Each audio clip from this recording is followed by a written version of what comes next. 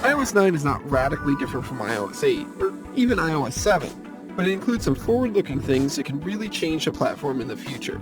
Let's start with how iOS 9 looks. Frankly, there's not much different here.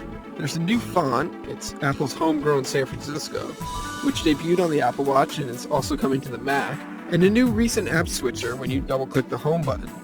I don't really love the font, though it has grown on me, but the app switcher is slower and more annoying to use than the one it replaced.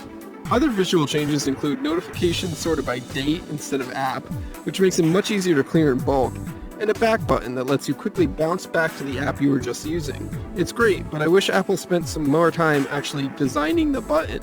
As it is now, it covers up your signal bars and is just a tiny line of text, as opposed to an icon or something more noticeable.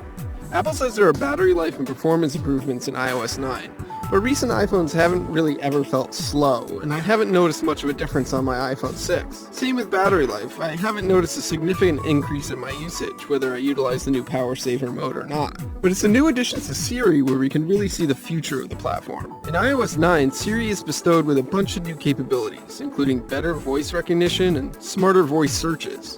It also, for the first time, attempts to be a dynamic assistant that predicts the information you'll need next before you ask for it. That might be providing an alert for traffic information to your next meeting, or showing you your most contacted friends or most used apps when you swipe left from the home screen. That new Siri screen also provides quick shortcuts to searches in Maps and headlines from the new News app.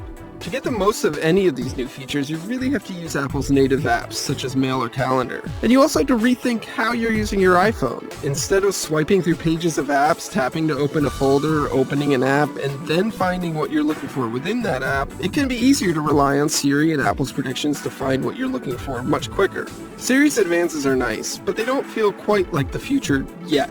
In the weeks I've been using the new platform, I haven't really changed how I use apps or navigate the device. I still mostly use Siri to set my alarm for the next morning, and since I prefer third-party apps such as Microsoft's Outlook to Apple's Mail or Calendar, I don't see the smart predictions all that often. But I can see where the next iteration on this idea, perhaps integration of Siri's new intelligence with third-party apps, could change how I use my iPhone. Over on the iPad, there are more significant changes, if you happen to have a fairly new iPad at least. The iPad is finally getting true multitasking features in iOS 9, including running two apps side by side in a split screen.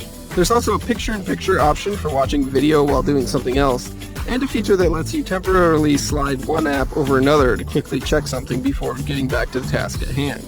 Only the iPad Air 2 and newer can take advantage of the split screen features, while older iPads can use slide over, picture-in-picture, and new keyboard controls to make it easier to input and edit text.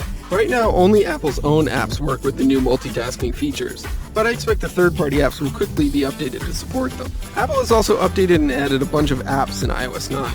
Notes is more powerful, and Maps finally has transit directions, for example. Both are actually good, but not as full-featured as competitors like Evernote or Google Maps. Passbook got renamed to Wallet for whatever that's worth. And the biggest new app is News. News is customizable, fast, and stable, but it feels a little like it's reinventing the RSS wheel.